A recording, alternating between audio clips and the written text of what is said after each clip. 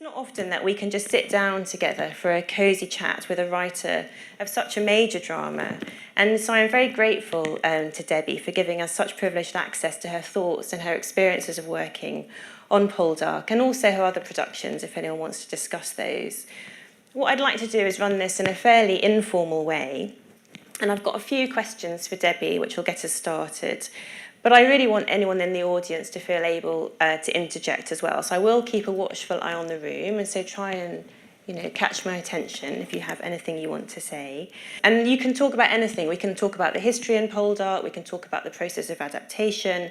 If you're a budding screenwriter and you just want to pump Debbie for careers advice, you're also very welcome to do that. If you hate period dramas, and in fact you're here because you usually shout at the telly when they're on, you are also very welcome. And don't feel obliged by politeness in order to temper your views too carefully. But I thought before we get too far into discussion, I'll just have a quick show of hands to see who has actually seen Poldark, Series 1, so we know how much kind of contextual information to give. So quick hands up. Who's seen Poldark? Okay. And are there anyone who's seen it, but who's heard about it, but maybe not seen it? Okay, great.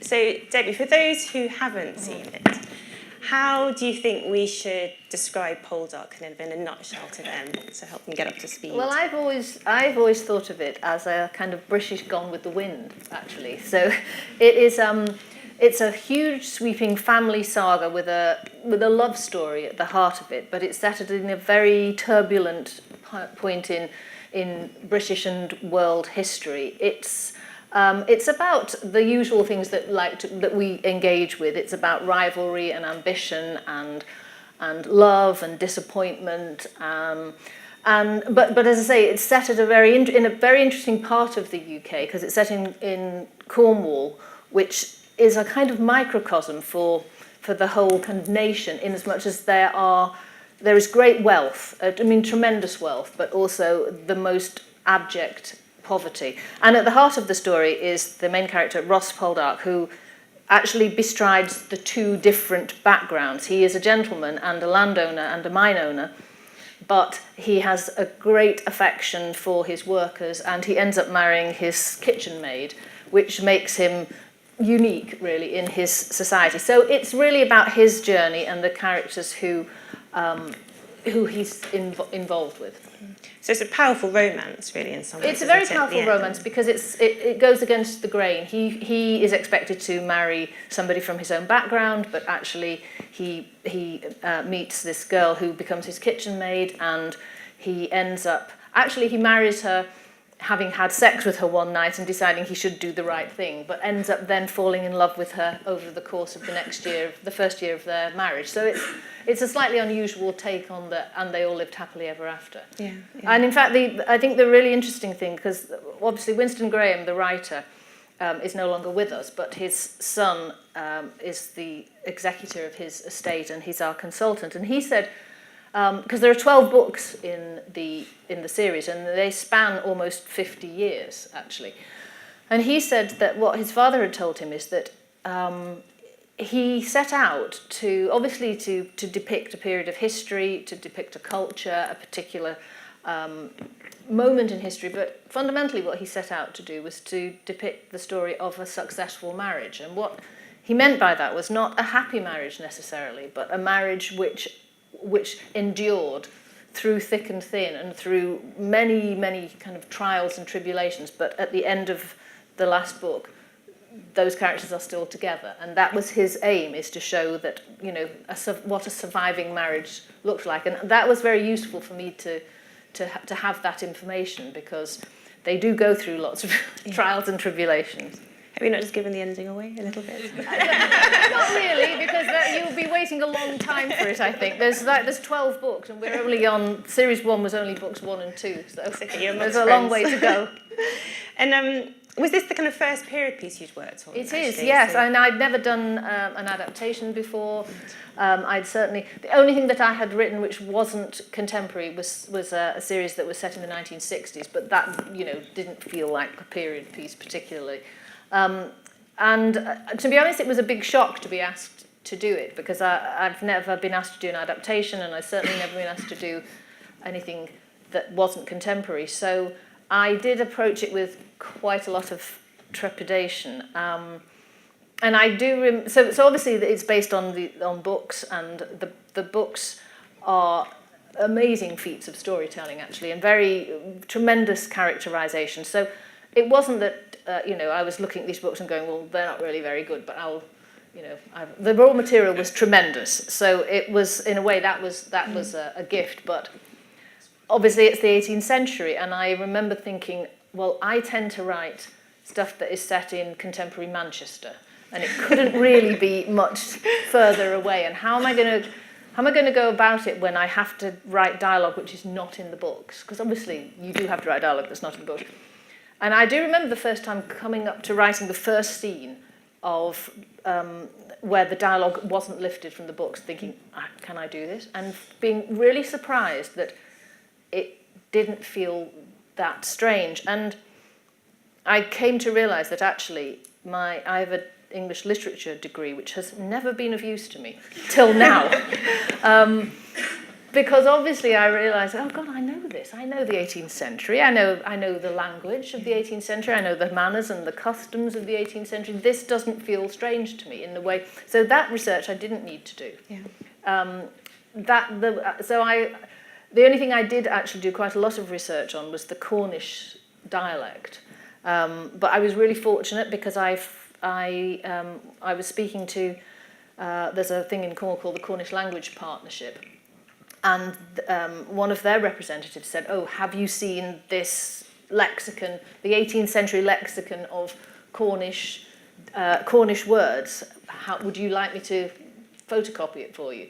And I looked at it and I realised that Winston Graham obviously had the same lexicon. He isn't from Cornwall either, actually. He grew up there from the age of 18, but actually he's a Mancunian as well. And he obviously used the same source material. So I now have that, and if I need to make up some kind of Cornish expressions for, say, some of the servant characters, I just go straight to that and just make stuff up, but using actually authentic words from this lexicon. So I did do a lot of research from that point of view, but the books actually are very well researched. The writer researched impeccably, actually, even down to the details of, the various diseases, the putrid throat, the putrid throat, what are the symptoms of that, what kind of a rash do you have, where does it come on the body, I started off researching and realising it had all been done for me. Yeah, that is actually, absolutely right, that Winston Graham's novels are richly detailed with historical material, but I think one of the things that makes him such a wonderful writer of historical fiction is he wears that learning very lightly. It's not hammered through in lots and lots of scene setting detail, but it is obviously it's there. It underpins everything, and I think when we came to make this series, we wanted the series to do that as well. So we wanted to contextualize it. We wanted to show, for instance, that there was huge wealth but grinding poverty, but we didn't want it to be, let's face it, it's a Sunday night primetime drama. We wanted it to feel authentic and real. We didn't want it to feel so grim and miserable that people are going, oh my God, I'm glad I don't live in the 18th century. So you're striking a balance, particularly when you know that your brief is to write for a primetime audience. Yeah. Is there any questions from the audience about kind of Debbie's original development of Poldark and how the kind of project came about, or any budding scriptwriters in the audience who have questions about how to do an adaptation?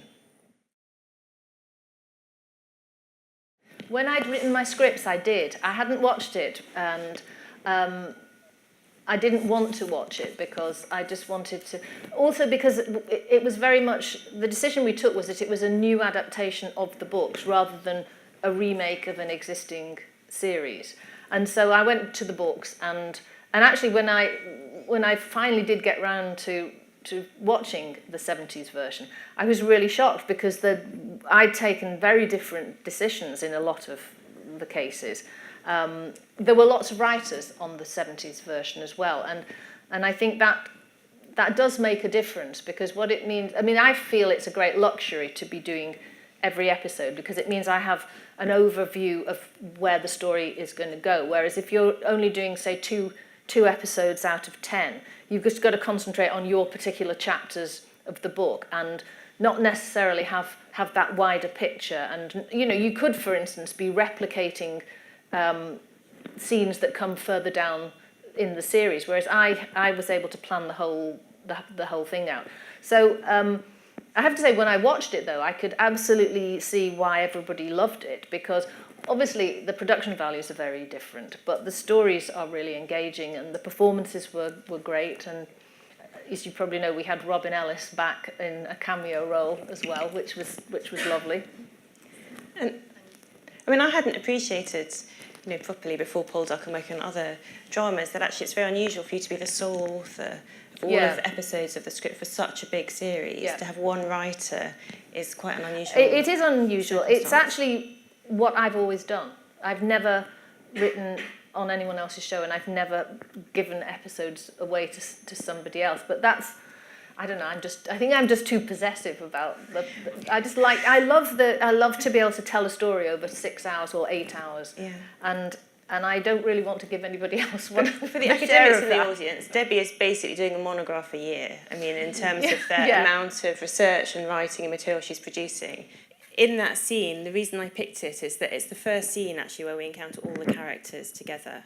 So we have Ross Poldark meeting Demelza, who he meets in the market scene, and his other potential love interest, Elizabeth, her husband Francis, and also George Warlegan, who's the banker who we see at the very end. And I think one of the things that, you know, strikes me about that scene is how quickly we learn so much about each of the characters in about 2 minutes of. Well, that's one of the things that's one of the challenges really with an adaptation I discovered. With a book, as the reader, it's like you make an agreement with the book in a way that you will just pursue, you will follow the story through for as long as it takes. And if it meanders off and if characters sort of come and go, you kind of stick with it. Whereas television, what it demands of us really is that we lay out the stall really quickly. We identify who the protagonists are, who are going to, you know, where the battle lines are drawn, who are going to be our main characters, and launch into the story really quickly. So, as an example, you mentioned George, the banker. In the book, he doesn't really make an impact till quite late on, but in the overall saga of 12 episodes, he is a key character. He's Ross's nemesis, basically. That's not giving anything away. He and Ross are kind of at each other's throats forever. And so, in terms of TV narrative, you need to set that up pretty quickly. So we took the decision to introduce him into the story much sooner than he actually would have appeared in the books. We took over the whole town in Wiltshire called Caution because it's kind of relatively unspoiled, and so we basically took it over and dressed it for 2 days, and I just think that whole market scene looks wonderfully authentic, and that's probably one of the areas that we were asking you all kinds of things about. What sort of, you know, I remember the Punch and Judy and the you know, what the stalls would be and all of those kind of things. We wanted those details. Yeah, and it's often the case in other period drama as well that it's those big set pieces, those big outside scenes where you're really trying to get to grips with the smaller points of detail about what might be happening. And it's amazing. You see you know, I walked on to the set before we started filming, and the stuff there that you probably don't really see except out of the corner of your eye. But everything is absolutely meticulously authentic. The level of detail is extraordinary. I think it's worth saying that Garrick, the dog, is now such a star, we actually can't get him for as much filming as we want to, because he is now the Poldark dog and is in demand all over the place. He'll be coming next term if anyone wants to come to our Garrick the dog event. Yes. And the horse as well, I think, is very famous. Seamus is very famous. So but Garrick, we can have them both. Garrick had his own stall, his own stand at Crufts. That's how famous he is. Yeah.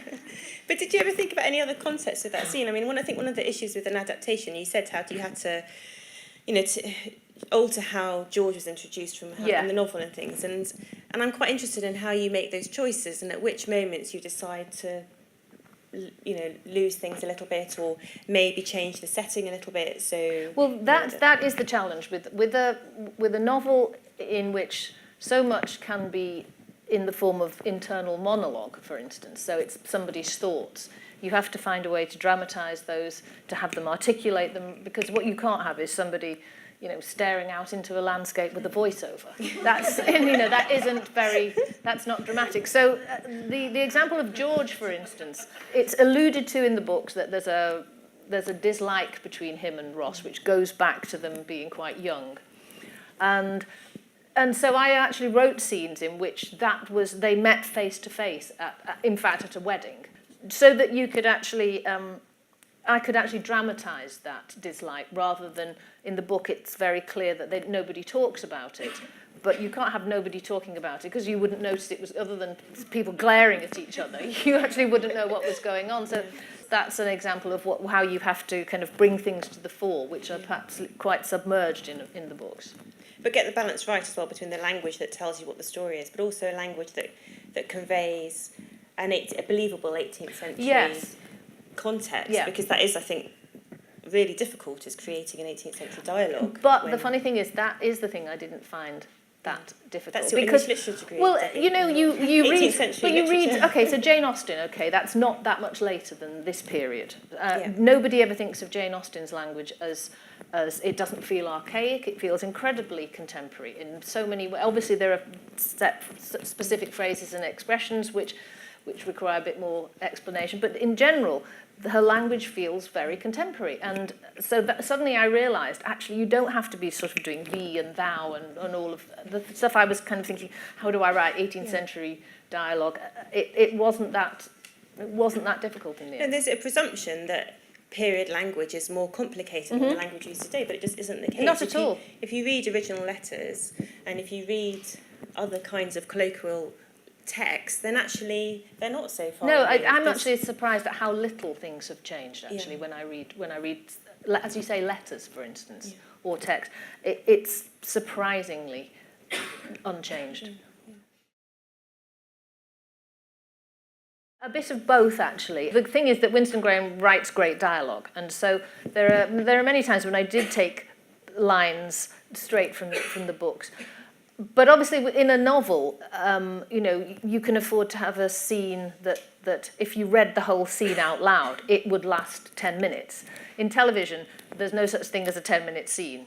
And so it's about encapsulating the essence of those scenes sometimes. And so that means not always using word for word what's in the book, but sometimes there's some fantastic turns of phrase which there's a wonderful moment in which Ross is at the wedding of basically the girl he felt he loved ends up marrying his cousin. He comes back from the war to find out that his what he thought was his fiancée is just on the verge of marrying the cousin. And there's a scene at the wedding in the book in which the mother of his sweetheart, who hates him because he's a bad lad, comes up and asks him about, there's a cockfighting, the cockfighting is going on, and she's going, are you a fan of the sport, Ross? And he comes up with some very nice sort of, he says something like, I doubt there are any subtleties of combat on which I could offer you advice, madam, which is such a great, so you'd be mad not to have used those lines because they're just so brilliant. But as I got more confident, I was able to find my own voice within Winston Graham's, and in the end now I kind of think of it as almost a collaboration between us. And at first I felt that sounded incredibly presumptuous and, how dare I say that? But in a way, I realised very quickly, you have to take ownership of those characters. You can't sort of be tiptoeing around going, they're great, I can't do anything, I can't change a thing. You have to take ownership and get inside their heads, because there are times when you have to write scenes which are only given like one line, and we will come to one of those later, but maybe in the book they're given one line of description, but actually it's a massive moment in the story and you have to write a scene about it. So yes, there came a point where the story became a jumping off point. I was always very sparse with my stage directions because I'm a great believer that the actor needs to bring themselves to the performance, and it's not you mustn't prescribe. But the television process is different because there isn't the space for them to experiment, and we don't get rehearsals. Or if we do, we get 2 days of rehearsals for say 6 episodes. All they get on the day is a chance to run the scene a couple of times before they have to shoot it. We have to kind of shortcut the process here. So if I can give them some pointers as to how the scene needs to go, that they can look at the night before or when they're learning their lines, that can only be a help, because there just isn't the space for them to go to explore, really. We shoot out of sequence. That's the other thing. It's not like we shoot in order. So, for instance, I think when Eleanor, who plays Demelza, her first day, I think, was a scene at the end of episode 4.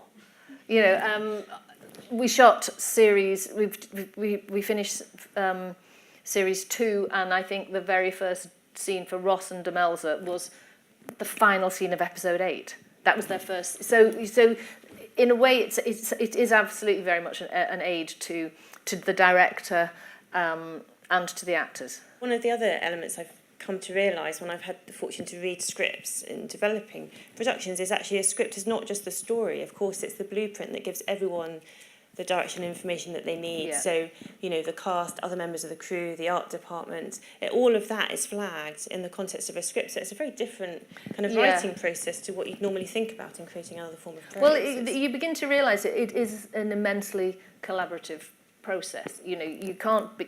it's not simply... The script is... Obviously, they say the lines, and they say the lines that are in the script. But in terms of how the whole thing gets realised for the screen, every department reads them. So the makeup department's looking and making notes as to the requirements. The design department, the costume department. It seems really obvious to say that, but I learned that you can't just casually write something in because it's taken as, you wouldn't write, she's wearing she's carrying a basket of apples. If you're just meaning that as a sort of scene setting thing, you realise that basket of apples will be there because you've put it in the script. So you just, you need to be kind of careful about what it is you're saying. And then I get the people saying, an 18th century basket, Hannah, what? Yeah, exactly, that's right. What exactly is that going to look like? Yes. Yeah, there's nothing is given, everything matters, absolutely. Every single word that you put on the page is a cue to someone else to then act on it in some capacity. And I just think it's a pretty challenging way of writing. Well, the other challenge is that also, as I say, Winston Graham did fantastic research, but and his research is usually absolutely spot on, but occasionally either the research is not quite as spot on, or he's put some detail in which works fine in a book, doesn't work for television. And one that came up in series 2 was a children's book which actually existed called the Story of Primrose Prettyface, which plays quite an important part in the story. But we realised when we had our art department look at what that book might look like, is that it was not useful for our purposes because it needed to have a specific illustration in it which could be coloured in the story. And it didn't. It was actually a book that existed but was for a much older child, which didn't fit the child in our story. And so it's things like that when you really begin to interrogate the detail of it. The idea of colouring in caused us some problems. Yes, it did, didn't it? The idea of a child colouring something in the 18th century. Yeah. What would they even begin to use? What would they be used, yes. For that? Yeah. You don't have Crayola crayons. No. With the nice Swiss picture on the front. And you wouldn't necessarily colour in a book. So in that context, and actually we took out the historical detail, which is the real literary novel, and then created something. We created a pamphlet, that could be a book of numbers. In fact, we created in the end. But those are the things you just don't even think about when you read the book. You sort of assume, that must be right, that detail. In that scene, Ross had actually just returned from a local assize trial, and he comes home quite kind of angry and frustrated and discovers Demelza, his kitchen maid, has found a dress that belonged to his mother and has put it on. And it's the moment, really, isn't it, where their relationship completely shifts from... Yes, and this is a really good example of where Winston Graham's research fell down in a big way, because the scene that we just cut out of there, where she comes in and she says the dress unfastens down the back, she's decided to go in and basically seduce him and pretend that she can't get the dress undone herself.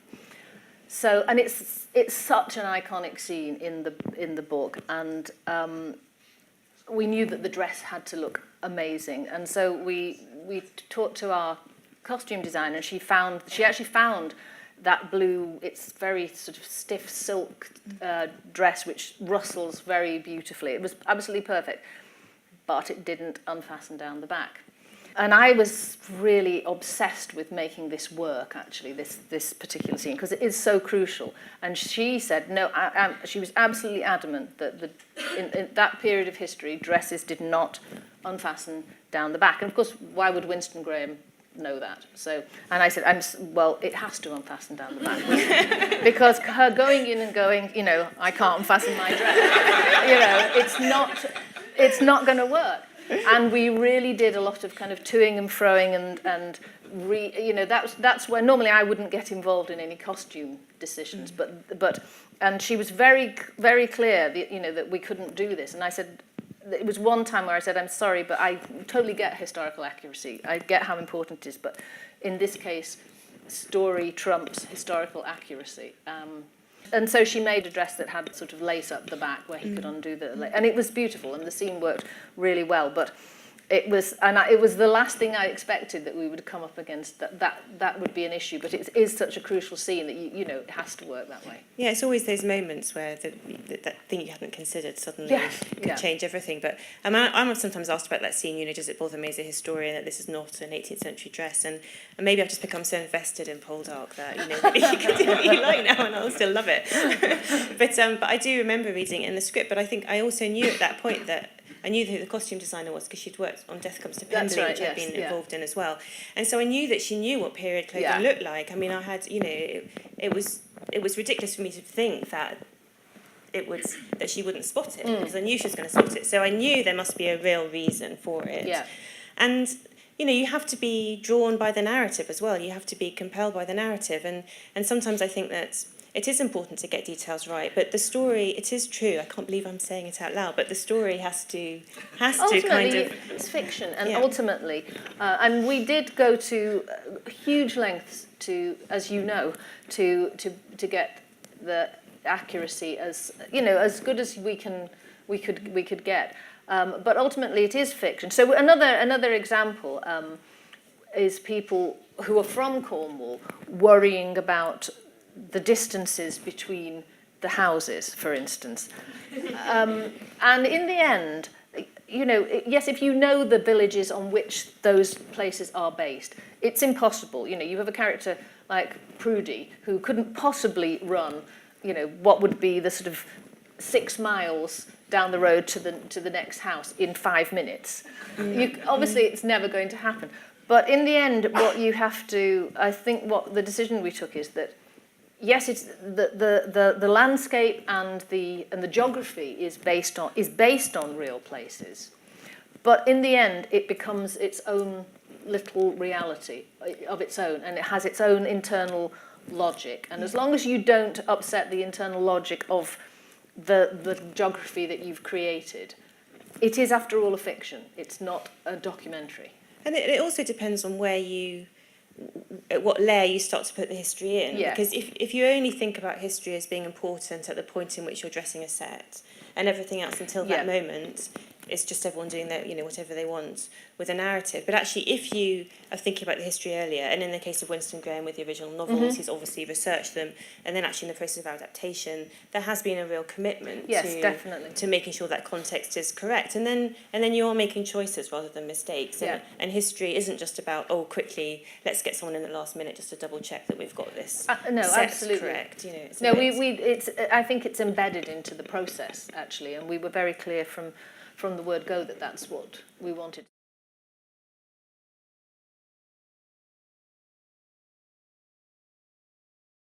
Very little, actually. I generally write for primetime BBC One. That's generally been my territory. So and in a way, when I look back on it, I think that's probably why they wanted me to write this, even though I'm actually, have never done anything like it before. So no, there weren't really any nasty surprises from that point of view. You know that you're going to need to put, your central relationship and your central protagonist at the very heart of the story. It's in the subsequent books in the series, Ross and Demelza are not necessarily at the heart of the story, but we accept that this is the relationship that an audience has engaged with, and we will continue to put them at the heart of the story, even though there are other very interesting storylines coming in. Always Ross and Demelza will be, and the sort of central quartet of characters will always be at the heart of the story, and that's not necessarily. I don't feel that's a compromise. I think that is just a way of telling, a very effective way of telling a story, and we would be mad to disregard the fact that audiences in their millions have really engaged and invested in that relationship and that journey. And so it's not a compromise at all. It is a decision that's been made, but I haven't felt that there have been compromises, really. Episode 8 it's incredibly memorable. The scene I wanted to show is where Ross and Demelza's daughter dies, Julia, from putrid throat, an infant daughter. And I was sent a copy of the script, and I was pregnant, about 3 weeks away from going on maternity leave.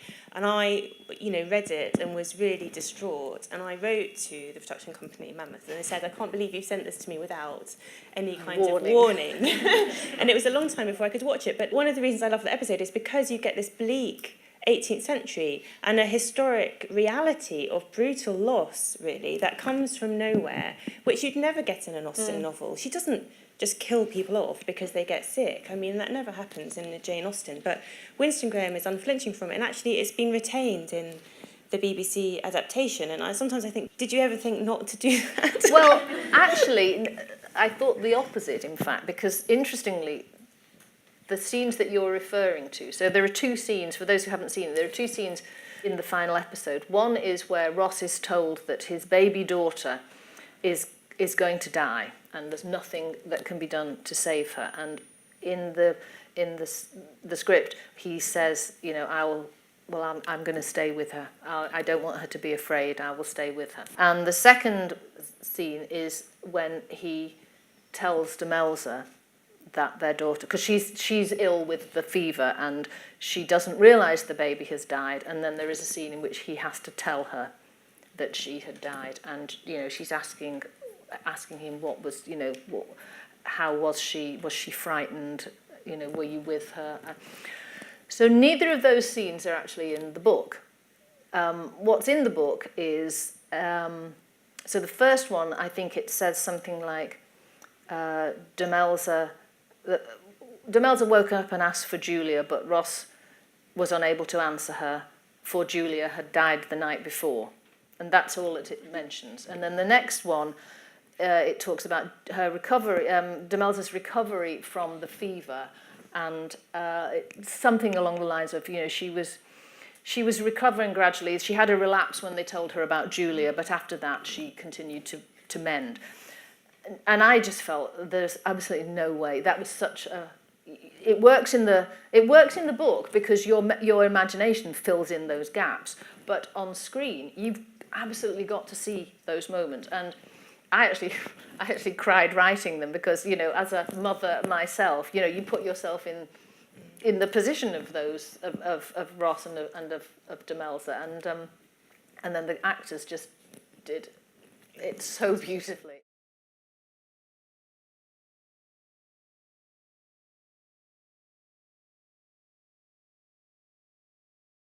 Yeah, that was the interesting question when I read the books. I was thinking, well, because people talk about an updating of the books, and my first thought was actually, no, they don't actually need any updating at all, because the concerns, I mean, who would have guessed that there's the whole strand about greedy bankers and, industry going to the wall, and the haves not caring about the have-nots, and the huge gulf between wealth and poverty. You don't have to make that contemporary. It is contemporary. And then all of the other issues to do with thwarted love, business rivalries,